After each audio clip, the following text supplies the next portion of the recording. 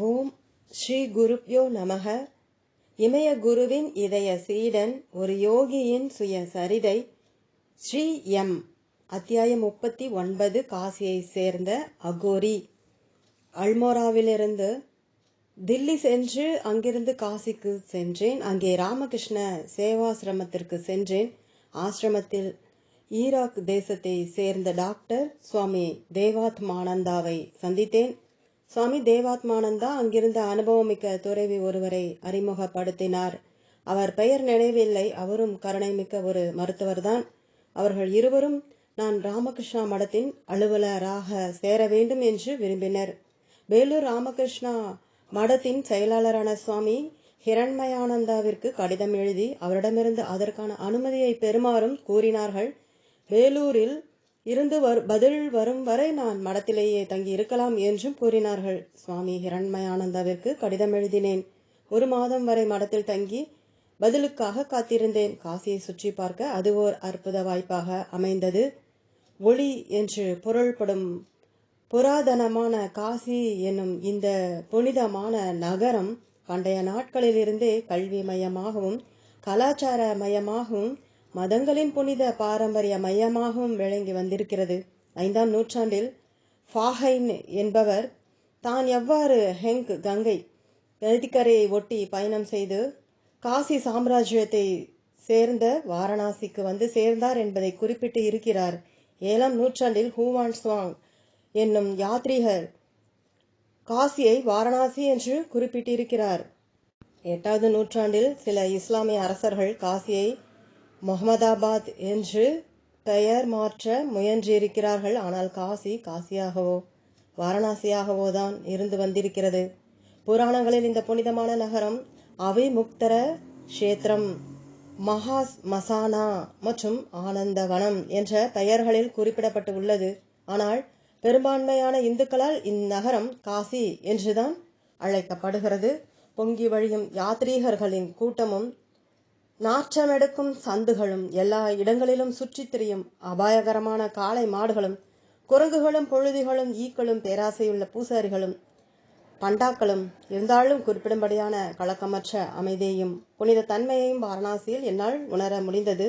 பைத்தியக்காரத்தனமாக சாலைகளில் ஓடிய சைக்கிள் ரிக்ஷாக்கள், காவியுடை சன்னியாசிகள், நாகர்கள், பிச்சைக்காரர்கள் ஆகியோருக்கு இடையில் ஊடுருவி வழி செய்து கொண்டு தினம் ஆசிரமத்தின் அருகிலேயே இருந்த தசாஸ்வமேத் காட் படித்துறைக்கு செல்வதை வழக்கமாக கொண்டிருந்தேன்.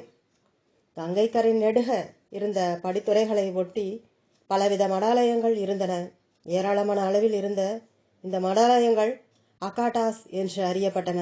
ஹிப்பிகள் சாதுக்களோடு கலந்திருந்தனர். ஸ்ரீ யோகி ராஜா, ஸ்ரீ 108 பகவான் தஸ்டிகா, அகாடா காக் சங்காவில் ராமாவர் சாதுக்கள் போதை தரும் சரசையும் கஞ்சாவையும் புகைத்து கொண்டிருந்தனர். இறந்தவர்களின் உடல்களை அதிக அளவில் தகனம் செய்யும் மணிகர்ணிகா படித்துறைக்கும் ஹரிச்சந்திரா படித்துறைக்கும் சென்று வருவதுண்டு. காசியில் சங்கர மடத்தை சேர்ந்த தசநாமி சன்னியாசிகளை பெரும்பான்மையானவர்களாக இருந்தாலும் வைஷ்ணவத்தை சார்ந்தவர்களும் அங்கே மையங்களை வைத்திருந்தனர். எத்தனை பிரிவு மையங்களுக்கு செல்ல முடியுமோ அத்தனைக்கும் சென்று வந்தேன். புத்த மதத்து பிரிவினர், ஜைன மதத்து பிரிவினர், சீக்கிய மதத்து பிரிவினர், நிர்மல், உட்டாசின், கபீர் பந்தி, நானக் பந்தி, ராமனந்தி, ராமானுஜி, வல்லப், மாதவ், நிம்பார்க், கௌடியா, வீர சைவா மற்றும் முக்கியமாக பாபாஜியின் வழிமுறையை சேர்ந்த நாத் அல்லது கோரக் பாந்த் பிரிவினரின் மையங்களுக்கும் சென்று வந்தேன். கல்வி அறிவாளரான சாது சுவாமி கர்பத்ரிஜி அவர்கள் பல பண்டிதர்களையும் புனித மனிதர்களையும் தண்டி சந்நியாசிகளையும் பற்றி எனக்கு தெரிய வைத்தார். அவர்தான் எனக்கு காசி என்றால் ஒளி என்பதையும் பிரம்ம ஒளி என்கிற நிலையை அடைந்தால்தான் காசியில் வாழ்வதன் முழு பலன்களையும் அடைய முடியும் என்றும் விளக்கினார். மிகப்பெரிய பண்டிதரும் துறவியுமான அவரிடம் பல வேதாந்த விஷயங்களை பற்றி பல புதிய கோணங்களில் விவாதித்து இருக்கிறேன். சுவாமி ஹிரண்யமயானந்தாவிடமிருந்து கடிதம் வருவதற்கு 3 நாட்கள் முன்பு ஒரு மாலை வேளையில் காசி விஸ்வநாதர் கோவிலில் இருக்கும் லிங்கத்தை தரிசிக்க சென்றேன். சிவலிங்கத்தை பார்த்து அதனை தொட்ட பிறகு வெளியே வந்து மணிகர்ணிகா படித்துறைக்கு சென்றேன். பல உடல்கள் எரிக்கப்பட்டு கொண்டிருந்தன. படித்துறையின் படிக்கட்டுகளில் இறங்கி கிட்டத்தட்ட அமைதியான ஒரு இடத்தை கண்டுபிடித்து கங்கையை எதிர்நோக்கி அமர்ந்தேன். எனது எண்ணம் பாபாஜியை நோக்கி திரும்பியது. அவர் இந்த நேரத்தில் எங்கே இருப்பார்? இமயமலையில் திறந்து கொண்டு இருப்பாரா? பாபாஜி பல வருடங்கள் தான் காசியில் தங்கி இருந்ததாக ஒருமுறை என்னிடம் கூறியிருக்கிறார். அவர் இப்போது காசியில் தான் எங்கேயாவது இருக்கிறாரா? அவர் இருந்திருந்தாரானால் என்னிடமிருந்து மறைந்திருக்க மாட்டாரே. சூரியன் அஸ்தமித்து கொண்டிருந்தான். எல்லா கோவில்களிலிருந்தும் சேக்கண்டி மற்றும் மணியோசை ஒழிக்க கேட்டேன். ஏதோ ஒரு படித்துறையில் புனித நதியான கங்கைக்கு ஆரத்தி காட்டுவது தெரிந்தது. மது, அந்த பழக்கமான குரல் என்னை திகைக்க வைத்தது. பாபாஜியை தவிர வேறு யாரும் என்னை அத்தனை அன்போடு மது என்று அழைக்க முடியாது. படித்துறையில் 3 படிக்கட்டுகள் தள்ளி பாபாஜி நின்று கொண்டிருந்தார். பாபாஜி என்று வியப்புடனும் மகிழ்ச்சியுடனும் கூறி அவரது பாதங்களை தொட்டேன். பிரம்மச்சாரி மகாராஜ் எப்படி இருக்கிறார் என புன்னகையுடன் கேட்டார். அவரது கரங்கள் எனது தோளில் படர்ந்தன. நன்றாக இருக்கிறேன் பாபாஜி, நீங்கள் என்னுடன் இல்லாததான் குறை. நல்லது, இப்போது உன்னுடன் 1 அல்லது 2 மணி நேரம்தான் இருக்கப் போகிறேன். ஏற்ற தாழ்வுகளும் வித்தியாசங்களும் நிறைந்த இந்த காசி எனும் மொழி பட்டினத்தில் உயர்நிலையை அடைந்த பல மகத்தான மனிதர்கள் பிறர் அறியாத வண்ணம் வாழ்ந்து வருகிறார்கள். புகழ்பெற்ற திரைலிங்க சுவாமிகளும் ஷியாமாச்சரண் லாகிரியும் ஒரு காரணத்திற்காக தங்களை வெளிப்படுத்தி கொண்டார்கள். ஆனால் பெரும்பாலானவர்கள் பிறர் அறியா வண்ணம்தான் வாழ்ந்து வருகிறார்கள்.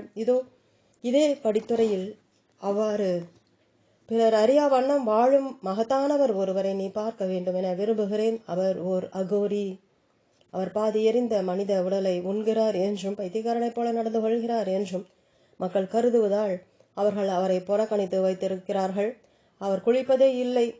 அவரது உடம்பு முழுவதும் புழலினால் மூடப்பட்டு இருக்கிறது. சுடுகாட்டில் இருக்கும் பாழடைந்த கொட்டில் ஒன்றில் மனித எலும்புகளுக்கும் மிருக எலும்புகளுக்கும் நடுவே அவர் வசித்து வருகிறார். ஆனால் தெரிந்துகொள், இவையெல்லாம் திரைகள். அவர் யார் என்ற உண்மையை பிறருக்கு தெரியாமல் மறைத்து அவருக்கு யாரும் தொந்தரவு தராத வகையில் ஆன்மீக ஏகாந்தத்தின் ஆனந்தத்தை அனுபவித்து அதனை தகுதி உள்ளவர்களுடன் பகிர்ந்து கொள்கிறார். வா, அங்கே போகலாம் என்று பாபாஜி யாரோ ஒரு அகோரியை காட்டுவதற்காக என்னை அழைத்தார்.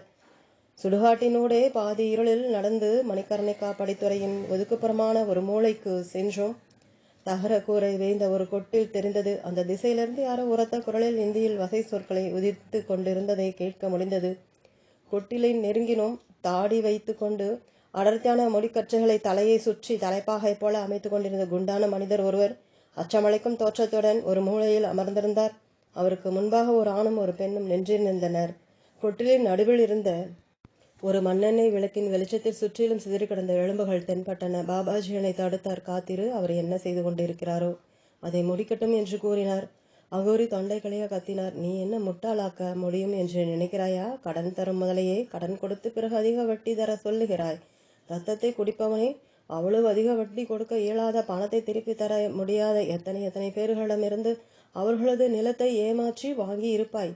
அந்த பெண்மணி உன்னிடம் எல்லாவற்றையும் இழந்துவிட்டு பணம் திருப்பி தர முடியாமல் தற்கொலை பண்ணி கொள்ளவில்லையா?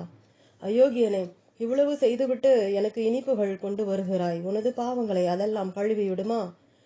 உனது இனிப்புகளை சாப்பிடவே மாட்டேன். அத்தனையும் விஷம். உதைப்பதற்கு முன்னால் ஓடிவிடு. பட்டு சட்டை அணிந்த வட்டி கடைக்காரர் என்னவோ முணுமுணுத்தார். என்னவென்று கேட்கவில்லை. ஆனால் அதற்கு பதிலடியாக அகோரி அவன் தந்த இனிப்பு பெட்டிகளை எறிந்தார். ஒரு இனிப்பு பெட்டி எனது தலையை பதம் பார்ப்பது போல அருகில் வந்து விழுந்தது.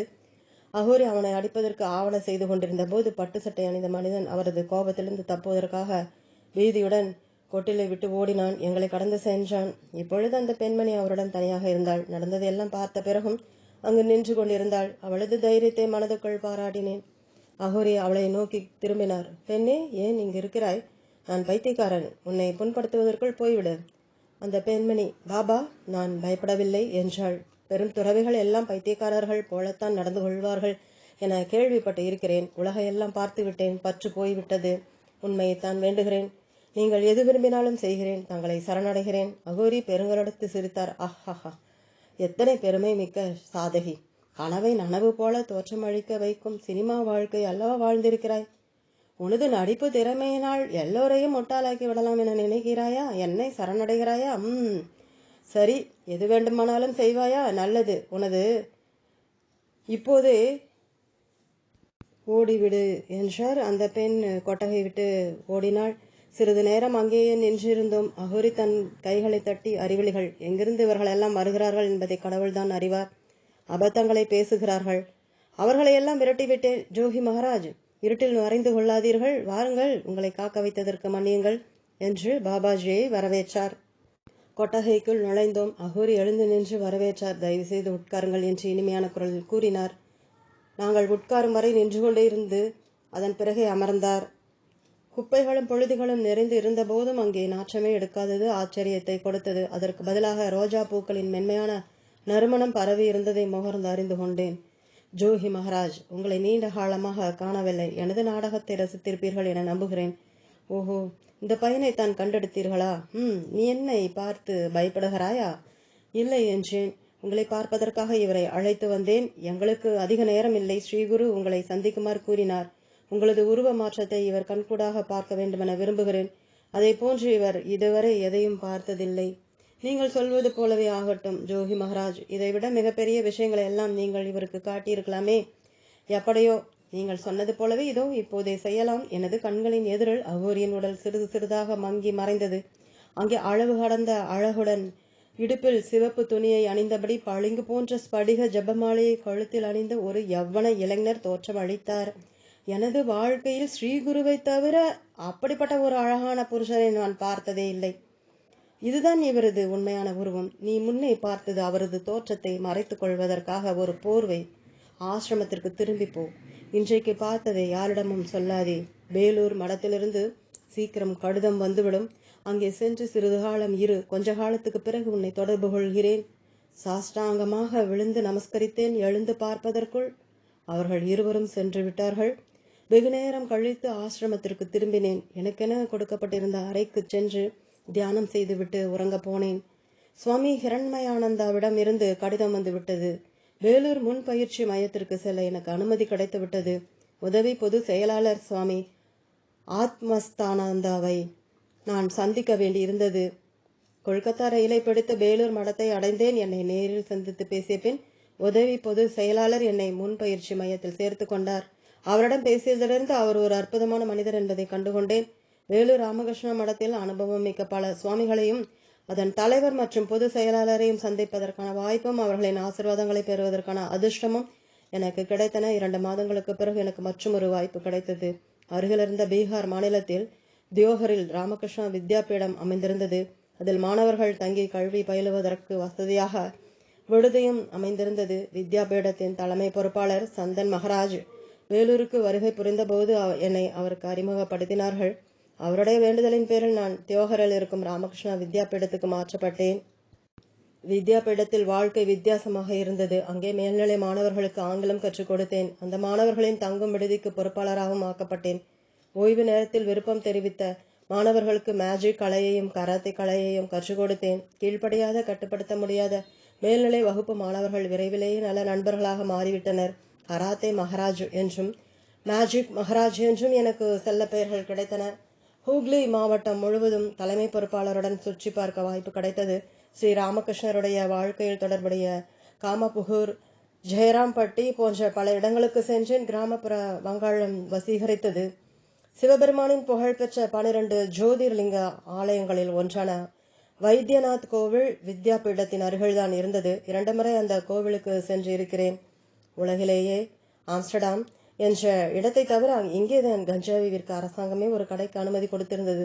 யாத்திரிகர்கள் வைத்தியநாதரான சிவபெருமானுக்கு அதை பிரசாதமாக அர்ப்பணித்து வீட்டிற்கு எடுத்து சென்று பக்தியுடன் உண்டு கழிக்கின்றனர். அருகில்தான் ஸ்ரீ சியாமாச்சரண் லாகரிடம் இருந்து கிரியா யோகா கற்ற பாலானந்த பிரம்மச்சாரி கட்டிய தியான குகைகள் இருந்தன. தியோகரில் 1 வருட காலம் கழித்த பிறகு எனக்கு சமிஞ்ஞை கிடைத்தது. ஒரு நாள் இரவில் பாபாஜி கனவில் தோற்றமளித்தார். பாடசாலையில் உபாத்தியராக இருந்தது போதும், தொடர்ந்து முன்னேறு, வீட்டிற்கு திரும்பி போ என்று 3 முறை தெளிவாக கூறினார். அடுத்த நாளே தியோகரை விட்டு கிளம்பினேன். அப்பொழுது எனது பெற்றோர்கள் சென்னைக்கு மாறியிருந்தார்கள். ஒரு நாள் மாலையில் சென்னை இல்லத்தை சென்றடைந்தேன். அடிக்கடி நீண்ட நாட்களுக்கு நான் காணாமல் போவதும் பிறகு திரும்பி வருவதும் பழக்கமான ஒன்றாக ஆகிவிட்டது. எனவே இப்போது பெரிதாக எதை பிரச்சனையும் எழவில்லை. நான் உயிரோடு தான் இருக்கிறேன் என்று அறிந்ததால் பெற்றோர்கள் கவலையிலிருந்து மீண்டார்கள். அங்கிருந்தபடி தந்தை ஆரம்பித்திருந்த மருந்து கடை வியாபாரத்தில் உதவிகள் செய்ய ஆரம்பித்தேன். அவ்வப்பொழுது ராமகிருஷ்ணா மடத்திற்கும் இதர ஆன்மீக மையங்களுக்கும் சென்று வந்தேன். வீட்டிலிருந்து கடற்கரை அருகில் இருந்ததால் அடிக்கடி கடற்கரைக்கு சென்று வந்தேன். ஜே கிருஷ்ணமூர்த்தி அவர்களின் எழுத்துக்களை படித்து இருக்கிறேன். அவர் அருகில் வசந்த் விஹாரில்தான் வசித்து வருகிறார் என்று கேள்விப்பட்டேன். அந்த மனிதரின் குறிப்பிடத்தக்க தோற்றம் என் மனதில் பதிந்திருந்தது. அவரது சொற்பொழிவுகள் எல்லாம் ஒருமுகமாக ஒரே குறிக்கோளை கொண்டுதான் இருந்தன. ஆனால் அப்போது அவரை பார்க்க வேண்டும் என்ற ஆசை எனக்கு ஏற்படவில்லை. பள்ளி காலத்திலிருந்தே திருவனந்தபுரத்தின் ராமகிருஷ்ண மடத்தில் இருந்த சுவாமி தபஸ்யானந்தா அவர்கள் எனக்கு தெரியும். அவர் இப்பொழுது சென்னை ராமகிருஷ்ண மடத்தின் தலைமை பொறுப்பில் இருந்தார். வேலூர் மடத்தின் தலைவரை தவிர இவருக்கும் தீட்சை அளிக்கும் அதிகாரம் இருந்தது.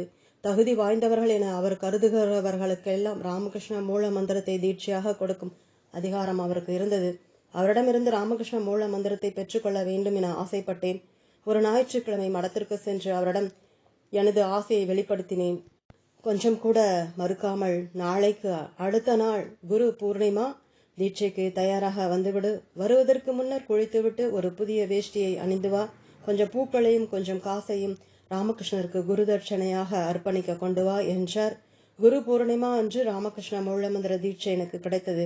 சுவாமி தபஸ்யானந்தாவின் முகம் சிவந்து இருந்தது. எனக்கு மந்திரம் வழங்கிய அந்த பொழுதில் சில நிமிடங்கள் வரை அவர் வித்தியாசமானவராக தென்பட்டார். எனது இதயம் மகிழ்ச்சியால் நிரம்பி வழிந்தது. ராமகிருஷ்ண தாகூர் எனது இதய சக்கரத்தில் அமர்ந்து இருந்ததை என்னால் தெளிவாக உருவகப்படுத்த முடிந்தது. அதன் பின் எனது பெற்றோருடன் 8 மாதங்கள் சென்னையில் தங்கி பாபாஜியிடமிருந்து வரவேண்டிய சமிக்ஞையாக காத்திருந்தேன். ஓம் தொடரும்.